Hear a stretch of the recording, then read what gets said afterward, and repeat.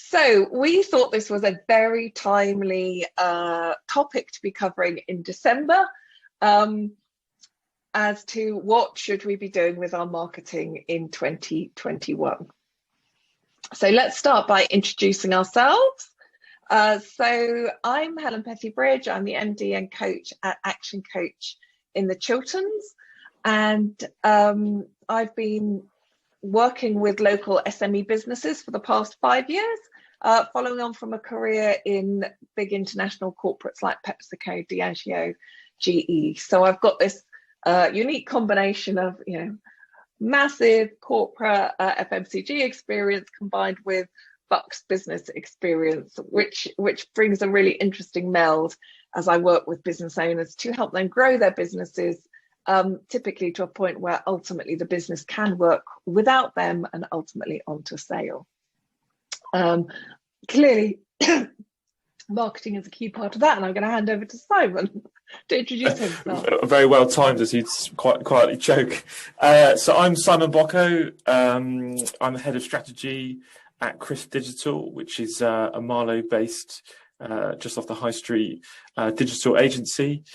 We kind of specialise in working with businesses who are kind of at every kind of step on their growth journey. So whether that be a startup business who has a really great idea and needs a digital platform and a marketing strategy to get themselves off the ground, right through to working with businesses who are heavily invested, right up to enterprise. But I think the challenges remain very similar. It's just the way in which they do those things changes. So some interesting things to talk about today in terms of some recommendations for 2021.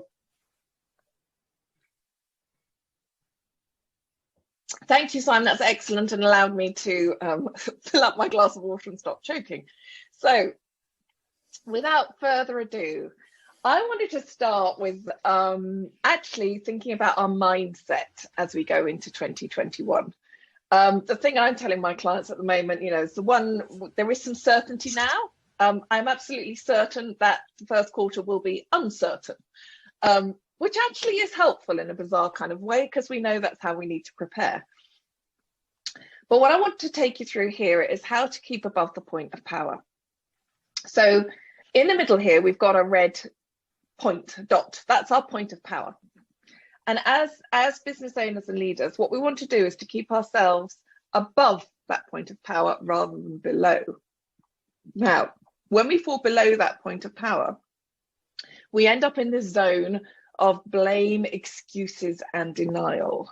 So, and my goodness me, there have been some genuine things we might like to blame things on, like coronavirus, like lockdowns, like late communication about things. All sorts of things have been going on. Brexit, I mean, honestly, it's been the year, hasn't it? We've kind of forgotten we even started the year with extreme weather. So there's been lots going on externally, and I'm sure there's stuff going on internally in your businesses and the consumer world, etc. There's a lot we could blame stuff on. Only blaming doesn't actually help us. When we blame something, or we have an excuse as to why something hasn't worked, we haven't done something, we haven't got more customers than we wanted, etc. What we're doing is we're finding reasons for that, but reasons don't help us move forward, and we lose our power. So we're powerless when we're down there. And you'll see it creates a little acronym BED. Might as well stay in bed. So not a very helpful approach to take. Where we want to be is above that point of power, where we're operating with an oar.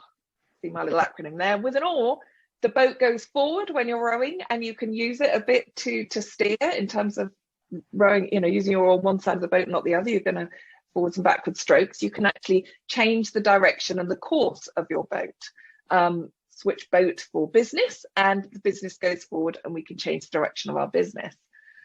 So to be above the point of power and to have that powerful mindset, we need to be owning things. We're not blaming others, we're owning it ourselves.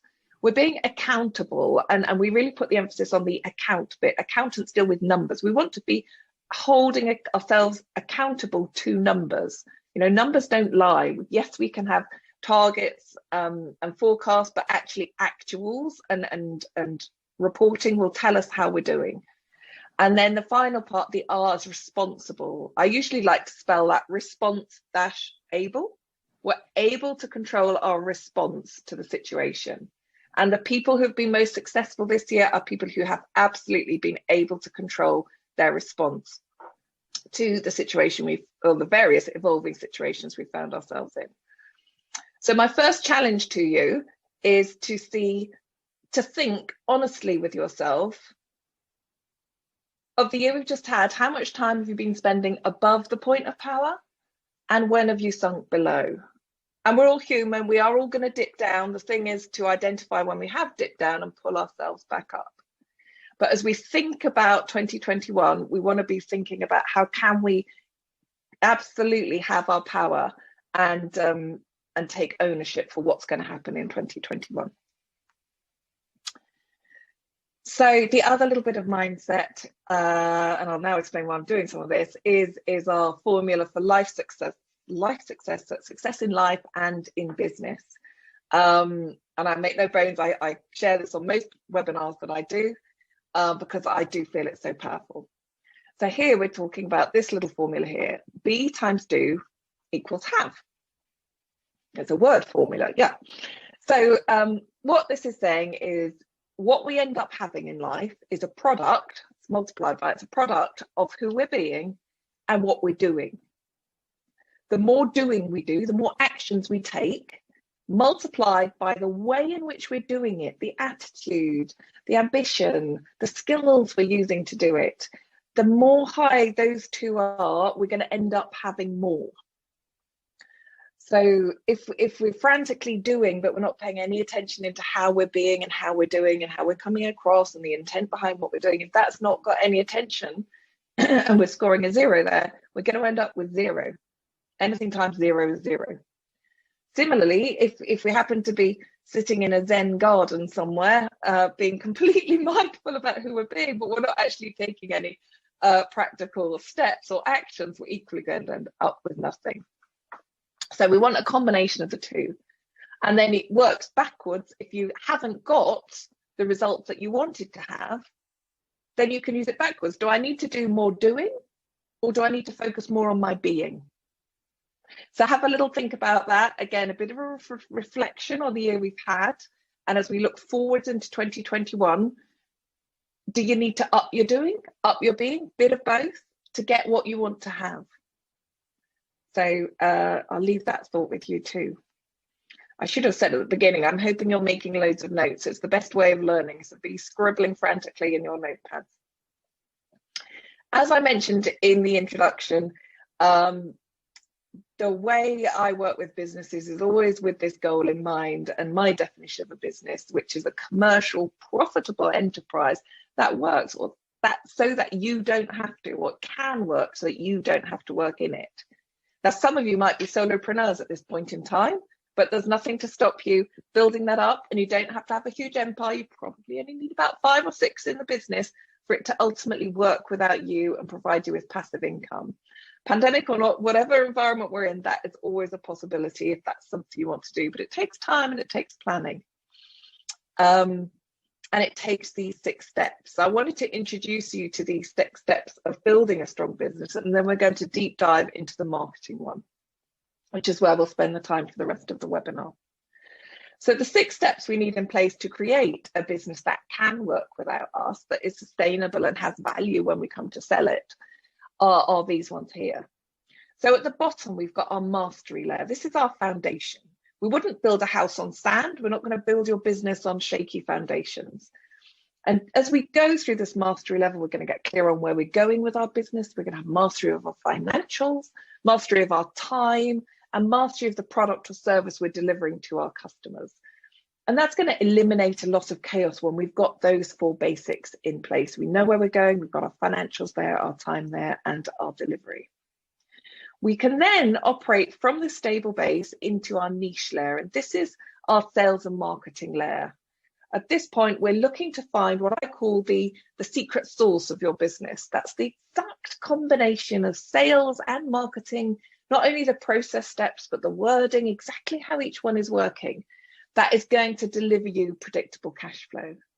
So that at the point you come out of niche, you know, if say you invested £500 in marketing and you got £1,000 profit back, you know, you can just keep investing that marketing money and knowing you're going to get the profit back. But you know that because you've tested and measured it. You know that's what happens when you do that investment. So we're going to spend our time in that layer today, but let me just introduce you to the others so you can see how vital it is. When we've done that and we've got that under control and we've got the cash flow flowing, then we can start to look at putting efficiency in place. And this is our niche layer. It's all about doing more with less, putting in processes, systems, automating. So we're investing typically in systems and automation here, but we're doing that knowing that we've actually worked out longhand, if you like, how to work the business profitably. And now we're making it work on its own.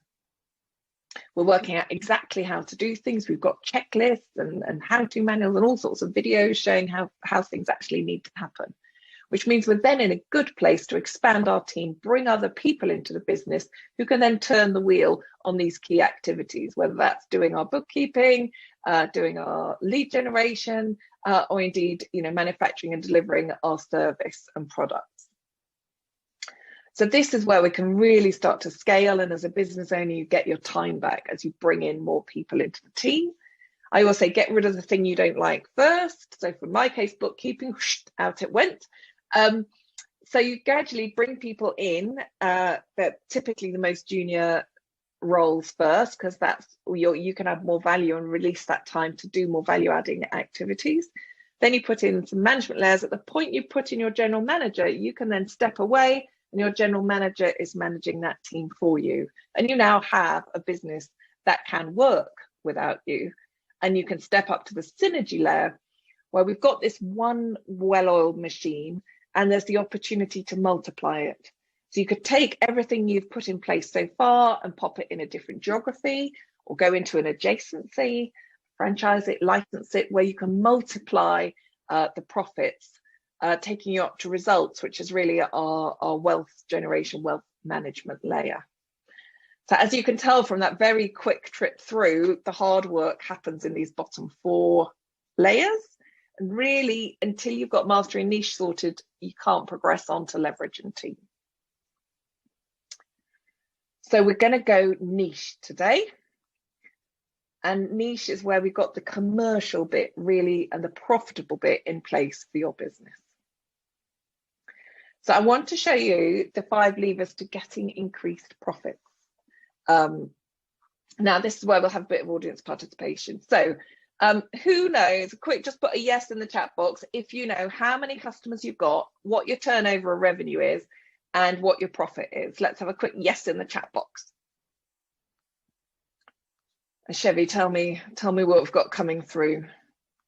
I will do. Okay, we've got some yeses coming through. Now, actually, I should have asked it the other way, because what we don't know is if everybody else is a no or they've fallen asleep already. So this is all about participation, this webinar. So let's get in some yeses. Actually, put in your no's if you're a no, then we'll know that you're alive and kicking at the other end of the ether. Oh, we've got more coming in now. So far, lots of yeses. Good. That is a relief, because these are often the numbers people focus on. And if you don't know these, this is definitely the starting point. But actually, I consider these outcomes. So the number of customers you've got is an outcome of how many leads you've got in, and you get those leads in through your marketing, how many of those you converted through your sales process. That gives you your customers. Your turnover is actually an outcome of how many customers you've brought in, how many times on average they transact with you, and on average, what is the value of a transaction with you? That gives you your turnover. And then your profit, your net profit at the end of the day, is an outcome of your turnover times your net profit margin. Now let's try that same question again. Who knows, who could honestly write, I'm not going to ask you to, but if I did, who could write in there how many leads they get in a year or a month, what their conversion rate is? Do you know your percentage conversion rate? Do you know the average value of a transaction of a customer with you? And do you know in an average year how many times your customers typically transact with you?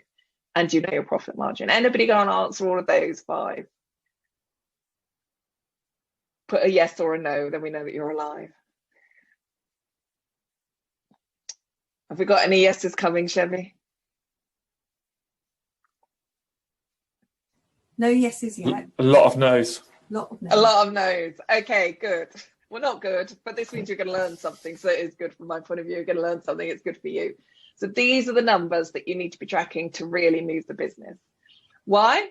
Because if you know you haven't got enough customers, so most of you knew your customers, but if they weren't enough and you want to have more customers, you need to know, do you need to do more marketing to get more leads in, or do you need to improve your sales process to convert more of them? They're very different activities. So there's no point in investing more in marketing, actually, if it's your sales process that's letting you down. You're getting lots of leads in, you just can't convert them. You don't want to get more in because you're just burning through them. So can you see it's really important to know those numbers? And I'm going to show you why numerically now. So we're going to take a little example. It's my fun one. I love it. So we're running a dog kennels now. Who's got dogs? Have we got any dog owners in the webinar? Pop it in the chat box. We've got some dog owners. So, and those of you who are really on the ball after your lunch will work out why we've got a kennels, because the first thing we're going to look at is the number of leads. Oh, I know. Got to get a bit of cheese in there. So in this example, we've got a kennels and we're going to look at their annual numbers. So we're going to say, okay, they've got 4,000 leads coming in across the year. They've got a conversion rate of 25%, which means they have got, I've got simple numbers here to help us through with this. We've got 1,000 customers. So they deal with 1,000 different doggy owners in a year. On average, these dog owners have 2 transactions in the year, so that maybe they go on holiday twice in the year. The average value sale is £100. For those of you who have got dogs, you'll realize that actually they're only going away for a weekend, because you don't get much dog kenneling for £100. So they're going away for their long weekend twice a year, which is giving a turnover of £1,000 times 2 times 100. They've got £200,000 turnover. They've got a profit margin of 25%, and that is giving them a profit of 50,000. Are we following that? So that's just showing, knowing your numbers. That's how it all comes up, and some of those you can back calculate. But the fun starts then is when we're trying to grow our business, or we're intending to grow our business. We need to move these blue numbers up. So here we go, same numbers that we've just looked at. I mean, now we're going to put in some marketing strategies. We're going to look at how could we increase the number of leads to our kennels. And there'll be lots of different ways. Maybe we could do a partnership with a travel agents. In fact, maybe not at the moment because nobody's traveling, but maybe people who are going to go, they're going on a staycation. So we need staycation companies for places where they don't take dogs. They need to put the dogs into kennels. Maybe we could do a collaboration with vets. Vets know a lot of dog owners. They could introduce us to them. They could maybe put a flyer in all the bags with the medicine. So we could do a few strategies and look to increase our number of leads by 10%. So that would take us from 4,000, add 10%, 400 to 4,400. Then we're going to look at our sales process. Let's have a quick check. Who's got a sales process written down with a number of different steps that they take a lead through as they come across a lead for their business? They have a set process that they take that lead through. Anybody got one of those all nicely written up? And who's sitting there going, oops, no, that's another bit of homework I've just picked up. Getting there? Some getting there? No. Some no's, some yeses. Yeah, and some getting theirs. And some getting theirs. Excellent. Work Good. Work in progress. Keep working it. Keep working it. Conversion rate's a great one to work on because usually it's your effort. It doesn't cost you anything. Leads cost you often, not always. Conversion rate is generally skill based. So increase your skill in sales and get that sales process going. So if we get our sales process defined, we ask all the best questions every time. Could we imagine putting it up by 10%? Absolutely, we could go to 27.5%. We multiply our higher level of leads with a higher conversion rate. We've now got an extra 210 customers. So let's keep going. Let's look at how could we increase the number of transactions. So in our kennels example, this would be how many times our clients come back to us. So, well, we could offer to rebook them for the next trip when they collect them from the previous trip. We could have a new product. We could do doggy daycare for Christmas shopping. You want to spend the day up in London next year when we can go back to shopping at Oxford Street, and have doggy looked after rather than alone at home. That could be an extra transaction. So if we put some strategies in to actually ask people, that are you ready to book for your next summer? How many people actually ask clients back? Sometimes something as basic as that can bring back a significant difference. So if we do some of those strategies, increase it by 10%, we can get to 2.2 transactions.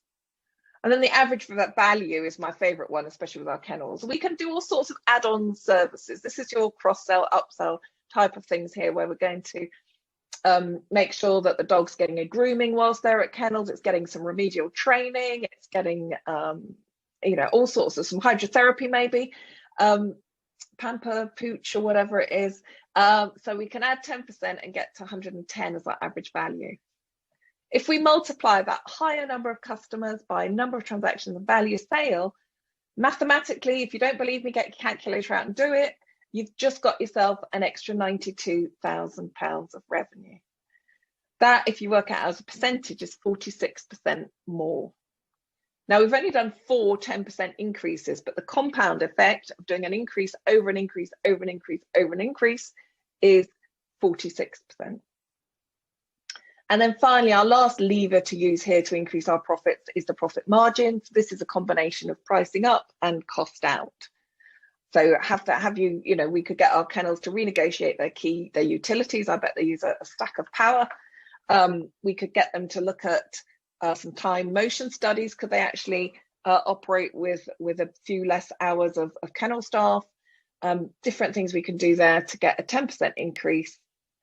Multiply that through, and we've now got £80,000 profit where it was previously 50. That's a 61% increase in profit. So by using these 5 levers just a little bit, just tightening them up, accelerating them, each one in turn, we can get significantly more profit. And you can see, a key one of those is the number of leads, which is driven by our marketing. Our marketing also plays in our number of transactions and our average value, as we're encouraging people back. That's all communication through marketing. And we're introducing to other products that we can upsell, cross-sell. That's adding to our average value sale. So you can start to see where having a marketing plan for next year is going to play to 3 of your 5 levers to get an extra 61% profit. Is that worth putting some time in working out your marketing plan? I'd say it was. Who's actually already got a marketing plan for next year? Let's check that. Let's have some yeses if you've got a marketing plan for next year.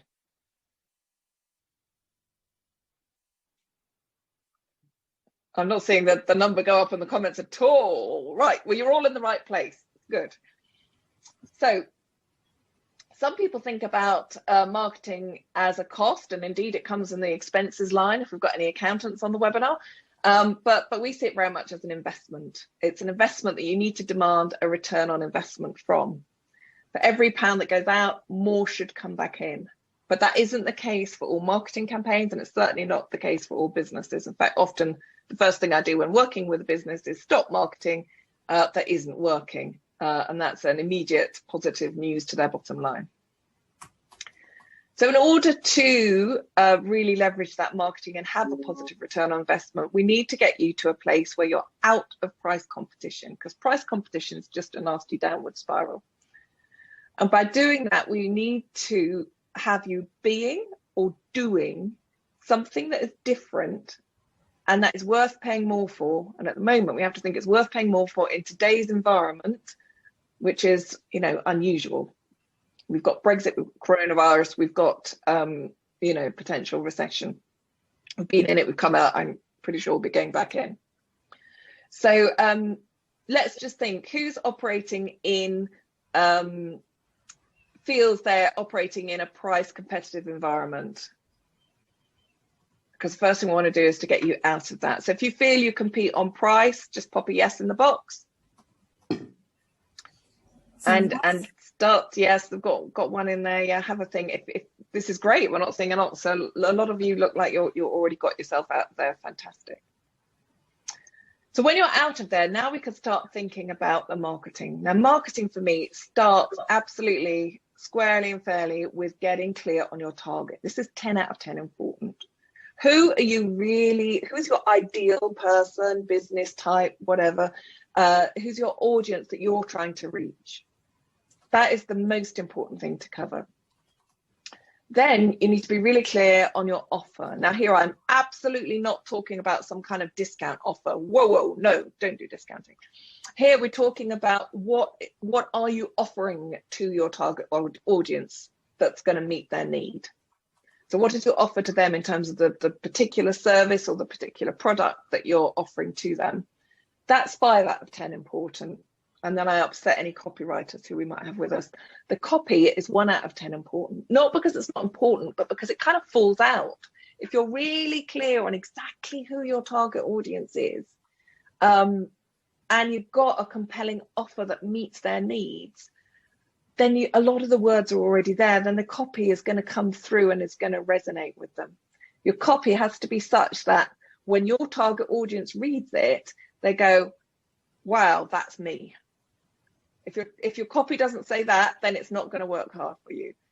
So that's where we need to get to. Now, a little bit more on the targets. Some people people fall in 2 camps, I find. Sometimes they're very worried about going down to any kind of target audience because they say, well, Helen, then I'm going to be missing out on others who aren't exactly, I can still sell them. I can sell to anybody. Who feels that? I get that a lot. Oh, anybody can benefit from my product.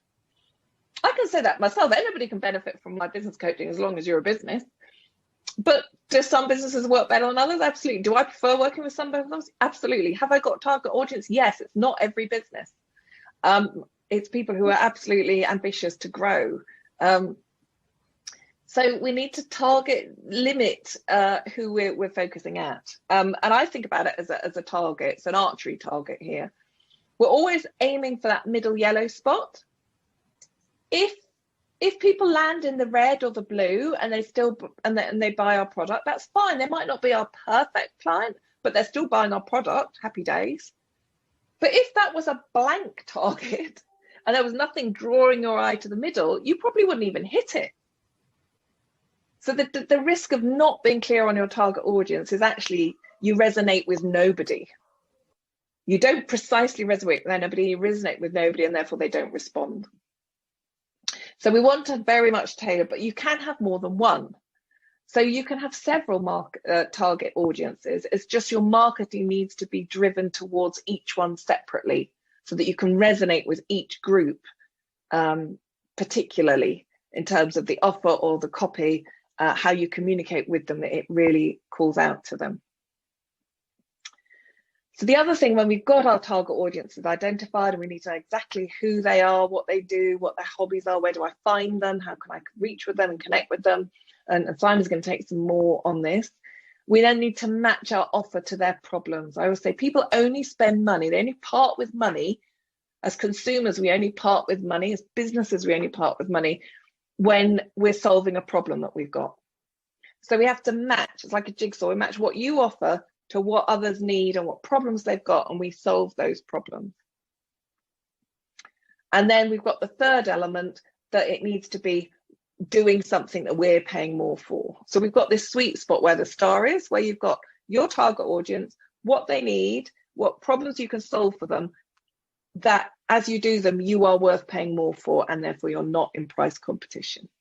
That is the sweet spot from which you can then accelerate forward through the marketing. Your marketing will then fly.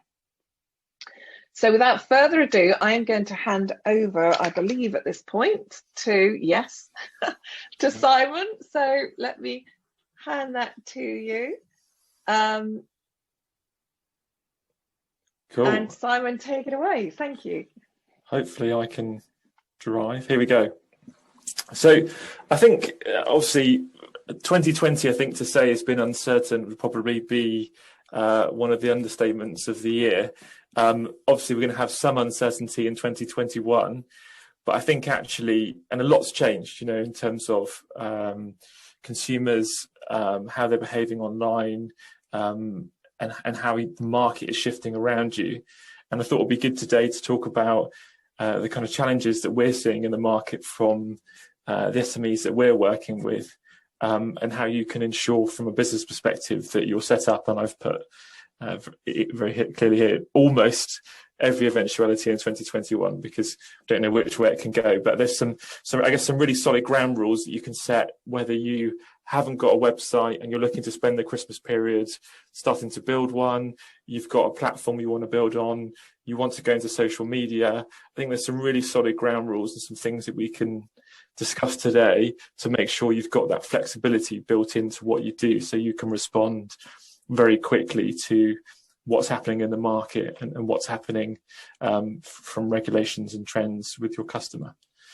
So I think it kind of goes without saying that, obviously everyone's very negative at the moment, or lots of people are, but actually digital marketing is a really big opportunity for businesses right now. So I don't think there's ever been a time where everyone has effectively been forced online. Every single person, their first, second and third point of call will be online. So there's never been, I guess, more people looking for a product or service, and actually lots of people with time on their hands to do that piece of research as well. Statistically, engagement across all social networks is up. So that's Instagram, LinkedIn, Facebook, Twitter, I think on average are all up 5 or 6%, which doesn't sound a lot, but in general engagement terms, that is a lot. Consumers are actively searching out new and interesting brands and products. So I think there's a general trend at the moment, which is people not wanting to fill up the pockets of the corporates. So, I've got to buy 3,000 toilet roll in a pandemic from a large FTSE 100 company. But actually, when it comes to the sofa that I'm going to buy, or the ornaments for my house, or something different, they'll be actively seeking out smaller independent businesses or they want to take up a hobby or do something different. So there's an opportunity there. There's some cheap, high traffic search terms available that didn't exist before. So if we were all buying search terms through Google and you wanted to buy cheap flights, that'd be very expensive. But now there might be some terms like flying in a pandemic or flying during COVID-19, which would be very cheap because for the past 5, 10, 40 years, since the internet was invented, those terms didn't exist. So there's a real opportunity to drive some traffic to your website very, very cheaply. And online research, comparison and purchase, and this term gets thrown around a lot, but is the new normal. That's how people are buying things, doing things. And there's a real opportunity to pick up potential new customers that previously hadn't potentially heard of your business or knew about you before. And I recognise that everyone on this phone call is going to be at different levels on their journey. So like I said, you might not have a website, you might be super active on social, not have anything. These things are all flexible and a kind of good practice. So if you're going to spend your Christmas and say, I'm going to do something over Christmas, there's some kind of ground rules in here about things that you should follow. So we use a posh term in our industry, which is digital ecosystem, but that's just us showing off. Really, it's about, all the ways in which someone can find you and experience your brand. So website obviously is going to be the core one and the first point of call when it comes to someone researching your business. And I think you must have, or at some point, sometimes we experience, you've got a really large business who says, I've bought a really complicated system with a really complicated CMS, with content management system. It's really difficult for me to add a page. I don't know how to put a block in. I want to add a shop in, it's not working. Obviously, these things are going to be very difficult in the current climate. So if you haven't got a platform, or you feel you don't have a platform, or if you're about to build a website, make sure that there's flexibility within that platform and that you can manage it yourself. And it comes with some plugins. So if the world moves one way or the world moves the other way, we always talk about there's a plugin for that. There's always like an app for that. There's a plugin for that. I think if you've got a quite restrictive or rigid platform, obviously the world is moving very quickly and that's going to hinder you. From an e-commerce perspective, if you have got an e-commerce shop or you're looking to have one that can flex and scale with your business. So, for example, we work with an electric bike company who will say Boris Johnson's his best customer because we'll suddenly start doing very large incentives to get people onto bikes. Everyone needs to cycle to work or needs to cycle to work. So obviously their demand has gone through the roof. If they hadn't had a flexible e-commerce platform, you would have got a very large error message which says, sorry, too many people, or get in a queue for 1 hour or whatever. And then obviously you've got a problem. So again, think about, okay, today you might have a certain amount of traffic or a certain amount of things happening in your shop. But obviously with the climate, things can change quite quickly. And then you're going to need to scale quite quickly as well to support that. Search engine optimization or SEO. So make sure that you've kind of got teams and that you're tapped into trends. So we could show you and support you, but doing some Googling, you can find it as well. There's really interesting ways to look at trends analysis. So if there are any terms around, if you use Google Dashboard or Google Trends, you can have a quick search to see what's happening in your industry and whether, and you can compare two search terms, for free yourself to see if there's any trends in the market, and you can start to learn from there. Online advertising. So make sure that I think that there's, again, lots of things are happening where what would usually be quite slow moving of kind of trends and activities actually become quite fast. So make sure that you've got things that are set up across different mediums and different platforms. And then likewise, social media. So sentiment across the country changes quite rapidly. So at some point, if you were quite cheery and upbeat, somebody might think, oh, a refreshing breath of fresh air in a doom and gloom of 2020, where fresh and upbeat at some point might be culturally insensitive or a problem. So it's interesting, if you are thinking around social media, to think about how tonally the way that you handle your content can change depending on almost the sentiment of the nation. So in simple terms, what can you be doing right now?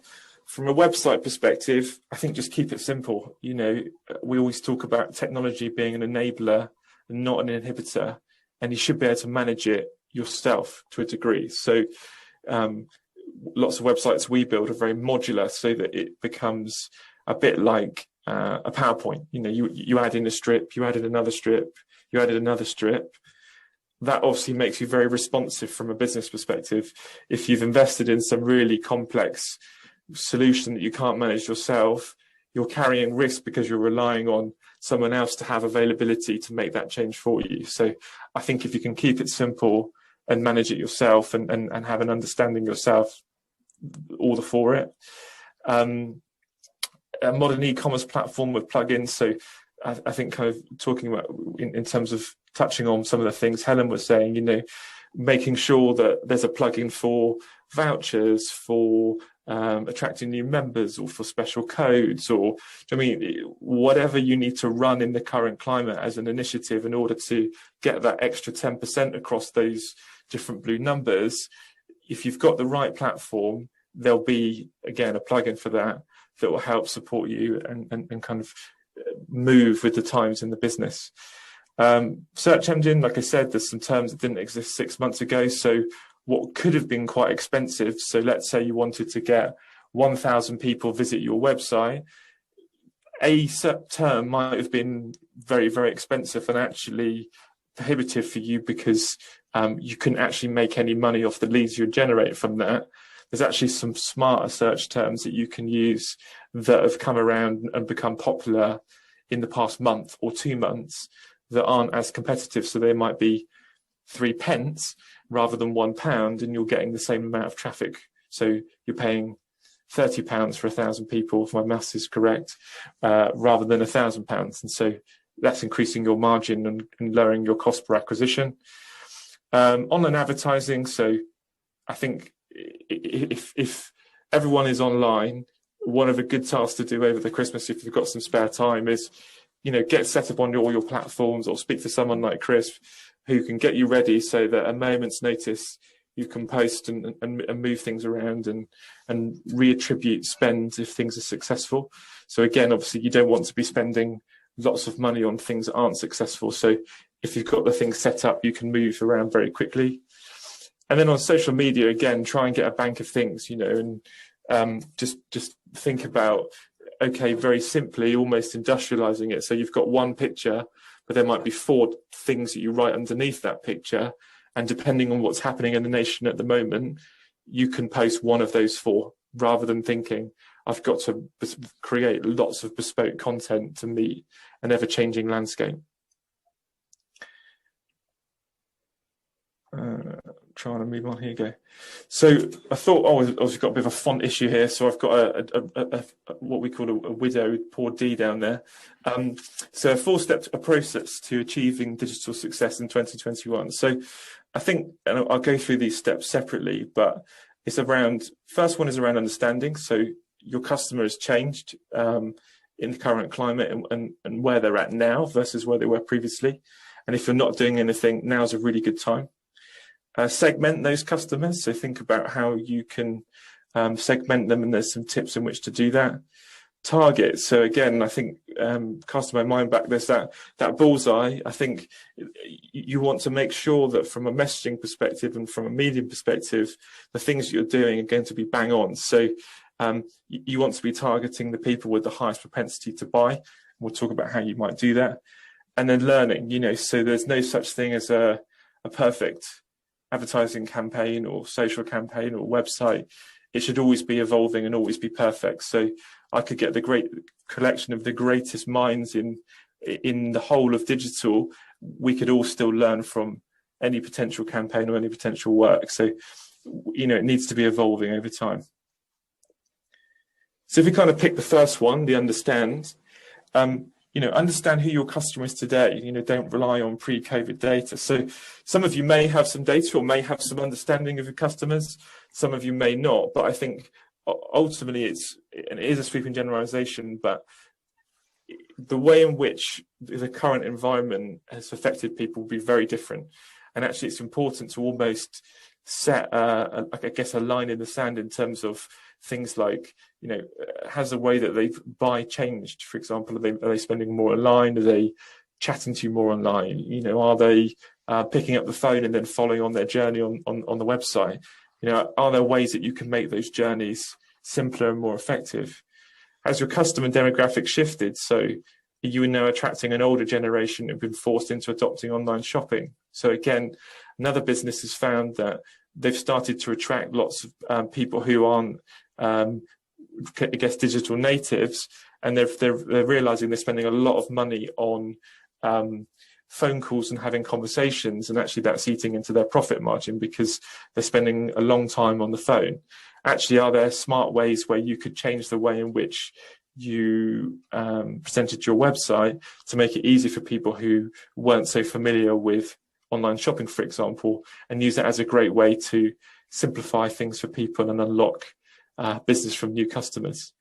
Are you picking up new customers and where are they buying and how? So, and is the online journey changing? So are people coming in from new places? Is LinkedIn had a massive increase?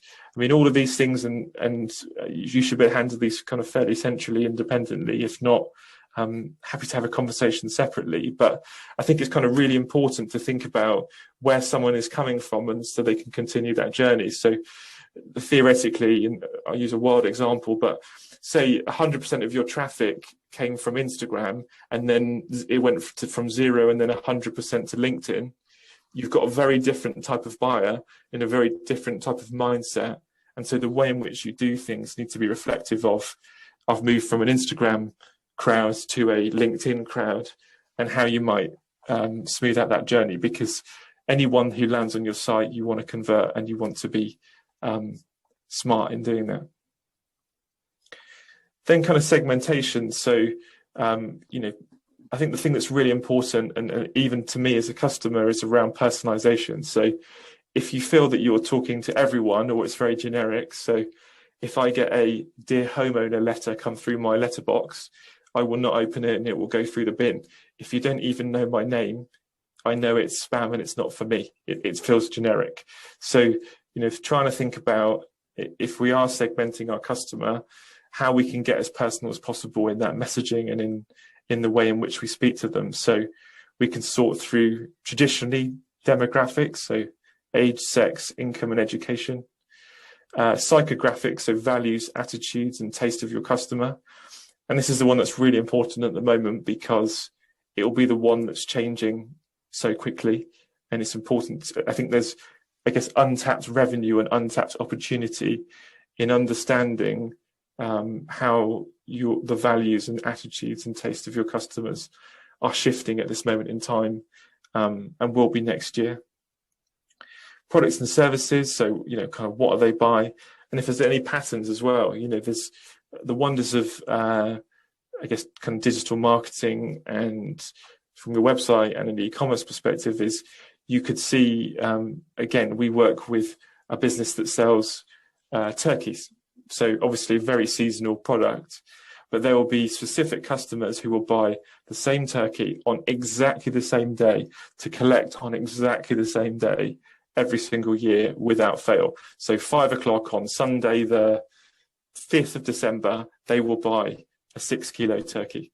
And okay, that sounds, okay, what do I do with that? But actually, if you know that the person is going to buy at that time on that day, what could you upsell them? What information could you give them at that moment when they were just about to buy?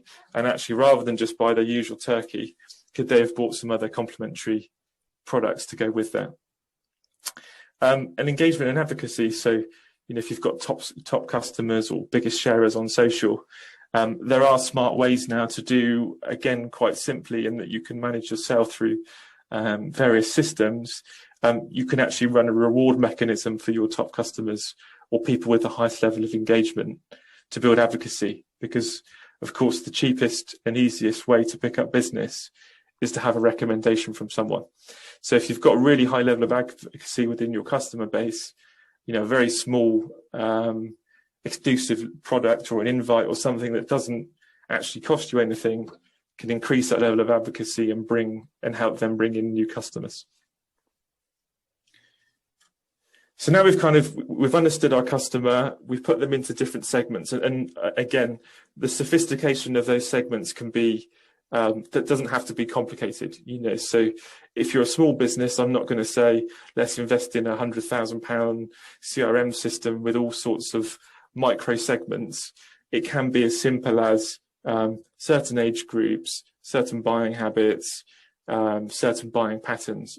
Keep it very, very simple, and then kind of build it up over time as the business kind of grows. Once we've kind of got those, it's around targeting. So again, how can we be hyper targeted in order to lead generate? So I think the rule one is always start small and go big. I think if I had £10 every time a client came to me and said, oh, what's all this PPC advertising nonsense? Last agency I used wasted £5,000 of my money. It's probably because they decided that they had a good idea and put all of their eggs in that one basket of good idea. It's really important, like anything, is to try it small and see how you get on. And then if it works, spend some more. So online advertising and lots of paid advertising is almost a bit like the stock market in some degree. So if you see a company that is growing at a rapid pace, so you watch Tesla's shares going way up, it'd be a very smart move to put more money into it. If you see that they're tanking, it would be a very smart move to take your money out. It's very similar in terms of thinking about online advertising. So small activity, see what works, see what gets the most traction, and put the money behind the things that are working. And obviously, don't put any money into the things that aren't. Again, as I mentioned, don't be generic in your messaging. So use that segmentation data as sophisticated or as unsophisticated as you need it to be for your business to be personal. So obviously working in this industry, I find it hilarious. I get my hair cut somewhere and they send me regularly saying something about pedicures and addressing me as a woman, so that their CRM system is not sophisticated enough to label me as a man in their system. So it addresses me as a woman and regularly asks me if I'd like to have a pedicure and a manicure. It's very, so obviously it turns me off of that business because you show that you don't understand me. It's very, very simple. Of course, as a man, I can have a manicure and a pedicure, but at least address me as by my name and tailor that product specifically to me. Be helpful so it doesn't feel big or you're being sold to. So, I mean, Amazon is the best at this. I think, how many times have you gone to buy one thing and bought five? So a simple example here, enjoying your espresso cups. Why not try our rich Italian espresso coffee? So that doesn't feel like you're selling me something, although you are. It's about how could you have two things together that you would enjoy. Keep people coming back to your site through multiple mediums. So obviously you've got email, you've got retargeting, which is those ads that follow you around wherever you go. Social, I think the idea is that, and Matt, who owns Crisp, Matt Crisp in his name above the door, as it were. I can't remember who his quotes, but I think it's something like 10 interactions before someone actually buys. So you need to think about someone's gone to your website, they've qualified you, they're interested, but they might not have been ready to buy at that point, but they might after the third or fourth ad that they've seen in the retargeting or they've seen on Facebook or nice piece of content they've seen for you, then that might be the right time for them to buy. And if possible, again, these things are all scalable. It doesn't have to be complex or expensive. If you can, use a CRM and marketing automation program to track interactions and follow the right messages, so and get people through your sales funnel. So what this means quite simply is, rather than there's probably lots of people on the phone here that are running a leads process where that's heavily manual. So someone submits a request online for some information. You then send them a thank you email and you'll follow up. You then send them some information. You then check in. You then book a meeting. There's actually a way to use a system to automatically manage a part of that process so that you as a business owner or someone who works in marketing or whatever it might be doesn't have to do that. So again, lots of the large kind of West Coast American companies are quite good at this. You'll get lots of lovely emails that feels like they're from a person, but actually they're all generated by the system. So you can be quite smart here, and it's a really good way to save time, is put a lot of the heavy lifting from a manual and email perspective on the customer. That's on the system. And then finally, learn. So always testing, adjust, try new things, spend a bit of money, see what works, tweak if necessary, and then put the money behind the things that work. Review your acquisition cost. Is it getting too expensive? Could you change tack to bring this down? Look for patterns, spot trends. Always learn from the data and always learn from the numbers to make sure that you're really getting value for money from the work that you're doing.